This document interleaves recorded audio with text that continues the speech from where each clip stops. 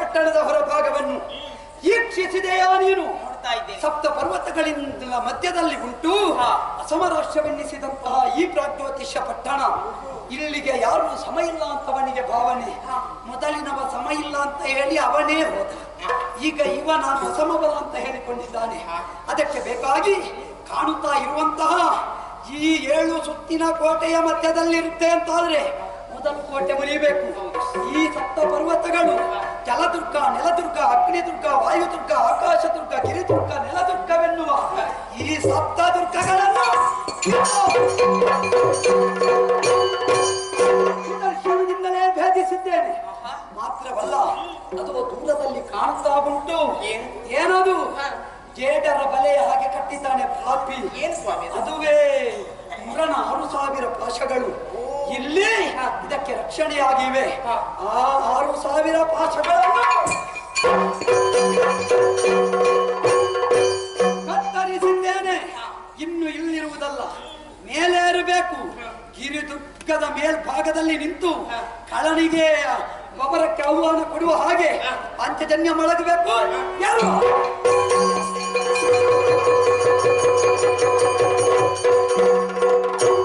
ಪಂಚಜನ್ಯವನ್ನು ಮೊಳಗಿಸುತ್ತೇನೆ.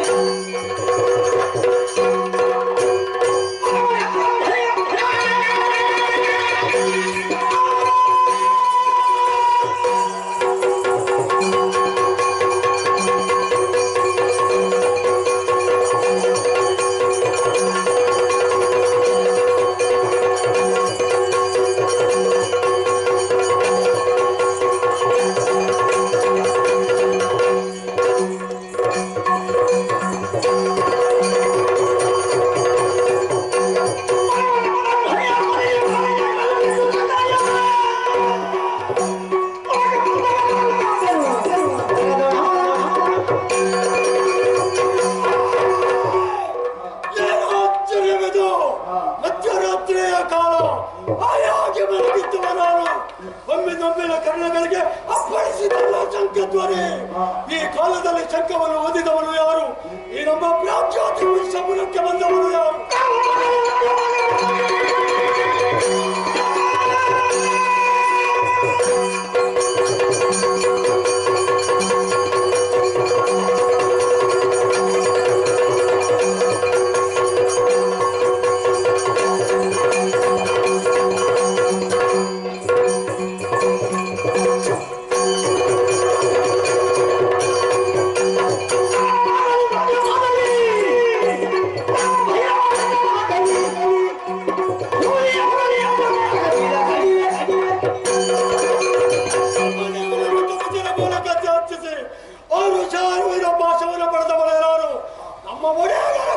ಬೇಕಾಗಿ ಅದನ್ನು ಇಷ್ಟರ ತನಕ ವಿನಿಯೋಗಿಸಿ ಬಂದೆ.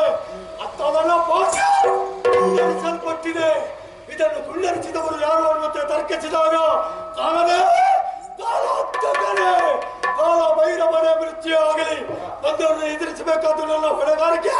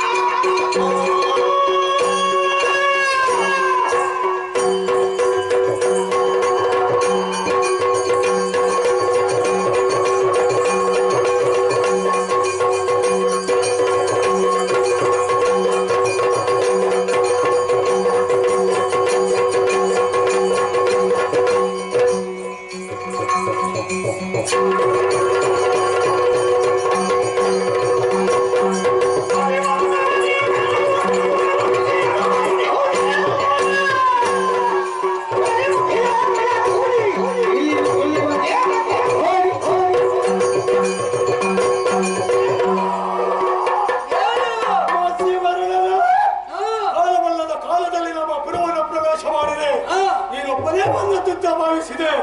ಆದ್ರೆ ನೀನು ಒಬ್ಬನೇ ಅಲ್ಲ, ಜೊತೆಯಲ್ಲಿ ಶಶಿಮುಖಿ ಒಬ್ಬಳನ್ನು ಕರ್ಕೊಂಡು ಬಂದಿದ್ದೇನಾದ್ರೆ ನೀನು ಎಷ್ಟು ದೊಡ್ಡ ಹೆಣ್ಣು ಹುಚ್ಚ ಅಂತ ಇದರಲ್ಲೇ ನಿರ್ಧಾರ ಮಾಡುವುದಕ್ಕಾಗುತ್ತದೆ. ನೋಡುವುದು ಯಾಕೆ ನಿನ್ನ ಕರ್ಮಕ್ಕೆ?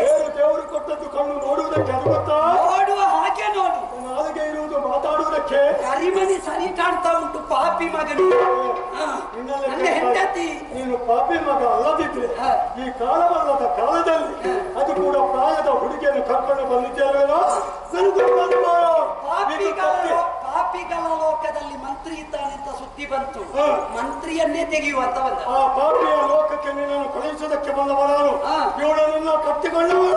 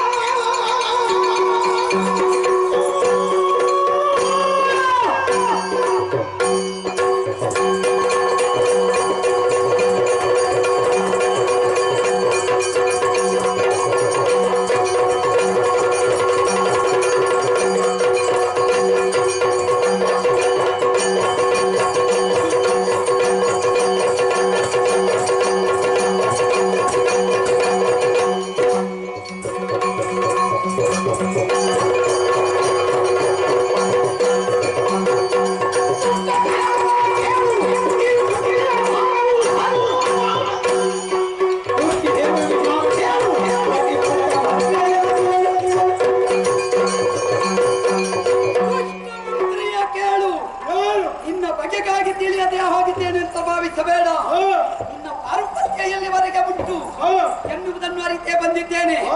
ದೇವಸ್ಥಾನಕ್ಕೊಬ್ಬ ತಂತ್ರಿ, ಆಸ್ಥಾನಕ್ಕೊಬ್ಬ ಮಂತ್ರಿ. ತಂತ್ರಿ ಸರಿ ಇಲ್ಲದಿದ್ರೆ ದೇವಸ್ಥಾನವೇ ಹೋಗುತ್ತದೆ, ಮಂತ್ರಿ ಸರಿ ಇಲ್ಲದಿದ್ರೆ ಊರೇ ಹಾಳಾಗುತ್ತದೆ. ನಿನ್ನಂತಹ ದುಷ್ಟ ಮಂತ್ರಿಯಿಂದ ದೇವಲೋಕದವರೆಗೆ ಅನ್ಯಾಯವಾಗುತ್ತಾ ಉಂಟು ಎನ್ನುವ ವರ್ತಮಾನ ಕೇಳಿದ್ದೇನೆ. ಬಂದವ ವಾಸುದೇವ ಕೇಶವ.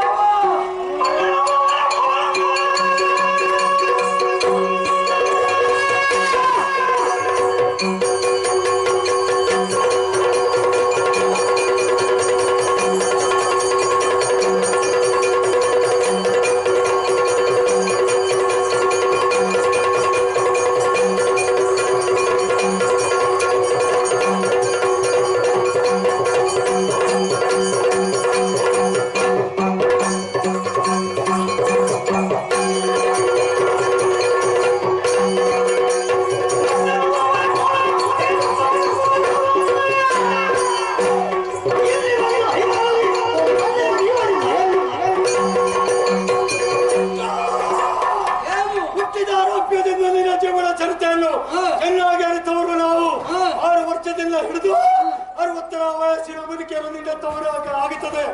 ಆ ಕಾರಣವೇ ಈ ಸಮಯದಲ್ಲಿ ಹೆಂಡತಿ ಒಬ್ಬಳನ್ನು ಚಟ್ಟದಿಂದ ಇಲ್ಲಿಗೆ ಕರ್ಕೊಂಡು ಬಂದಿದ್ದೀಯ. ಚಟ್ಟದಿಂದ ಬಂದಿದ್ದೆ. ಒಂದತ್ತು ಒಳ್ಳೆದಾಯಿತು.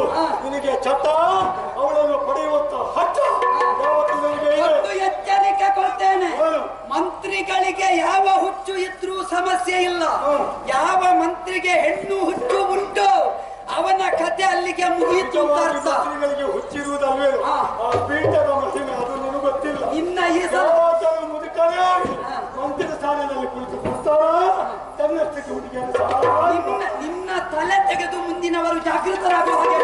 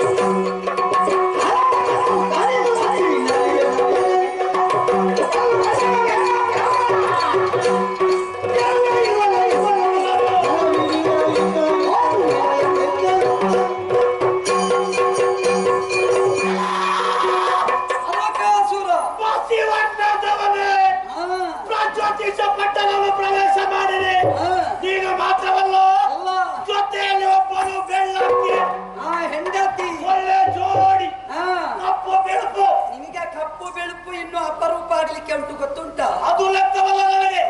ನಿನ್ನ ಹೇಳ್ತಿದ್ದೇನೆ. ಏನು ಮಾಡಿದೆ? ರಾಜ್ಯೋತಿಷ್ಯ ಪಟ್ಟಣ ಪ್ರವೇಶ ಮಾಡಿದೆಯೋ, ಮಂತ್ರಿಯಾಗಿರಂತ ಮುರಾಸುರನ್ನು ಕೊಂದೆಯೋ, 6,000 ಮುರಪಾಚಲು ಕುಡಿಗೆ 6,000 ಹೋಗಿದೆ. ಹೌದಾ? ಇನ್ನು 4,000 ಸೇರಿಸಿ 10,000 ಮಾಡು. ಬೇಡ, ನಿನ್ನ ವಿಚಾರ 16,000 ಒಳಗಿಟ್ಟಿದ್ದೀಯಲ್ಲ, ಅದು ನನಗೋಸ್ಕರ ನಾನಿಟ್ಟಿದ್ದೇನೆ. ಅದನ್ನು ಒಂದೇ ವೃತ್ತದಲ್ಲಿ ಮದುವೆ ಆಗೋದಕ್ಕೆ ಸಿದ್ಧನಾದವ ನಾನು. ನಿನಗೆ ಮಾಡ್ತೇನೆ ಮದುವೆ. ಆದ್ರೆ ನಿನ್ನ ವಿಚಾರ ತಿಳಿದುಕೊಂಡಿದ್ದೇನೆ. ಏನು? ಭೂಲೋಕದಲ್ಲಿ ಇರುವಂತ ಎಲ್ಲ ಹೆಣ್ಣು ಮಕ್ಕಳು ನಿನಗೆ ಬೇಕಂತೆ. ಪಾಪಿ, ನಿನ್ನ ಹೆಣ್ಣಿನ ಚಟವನ್ನು ನಿಲ್ಲಿಸ್ತೇನೆ. ಬೇಕಲ್ಲ, ನಾನು ಅವರಿಗೆ ಬೇಕು. ಹೌದಲ್ವಾ? ಪ್ರೇಮ ಭಾವ ಬೇರೆ, ಪ್ರೀತಿ ಭಾವ ಬೇರೆ. ಅದು ಎಲ್ಲಿ? ಆದರೆ ಈ ಬೆಳ್ಳಕ್ಕಿದ್ದಲ್ಲ, ಇವಳನ್ನು ನನಗೆ ಕೊಡುಪಡಿಸಲು.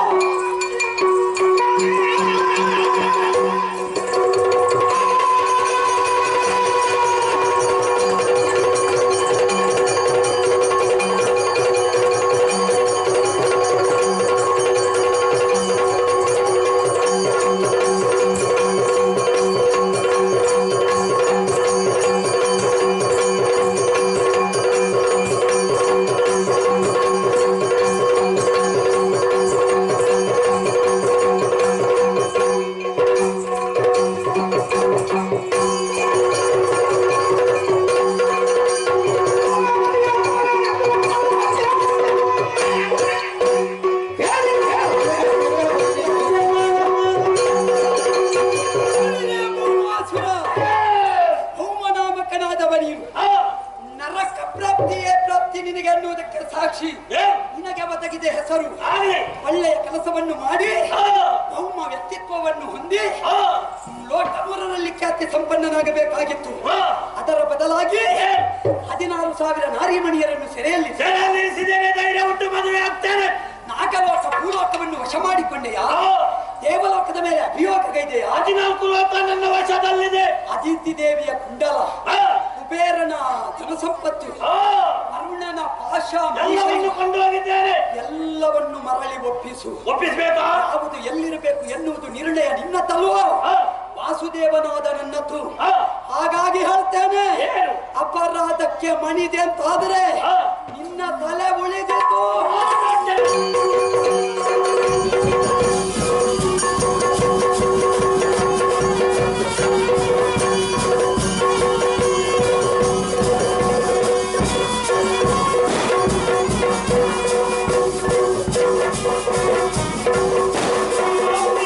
ನೀನು ವಾಸುದೇವ, ಪ್ರಲಂಬವನ್ನು ಮಾಡುವುದಕ್ಕೆ ಕೂಡ ನನ್ನ ಅಪುಂಸಕ.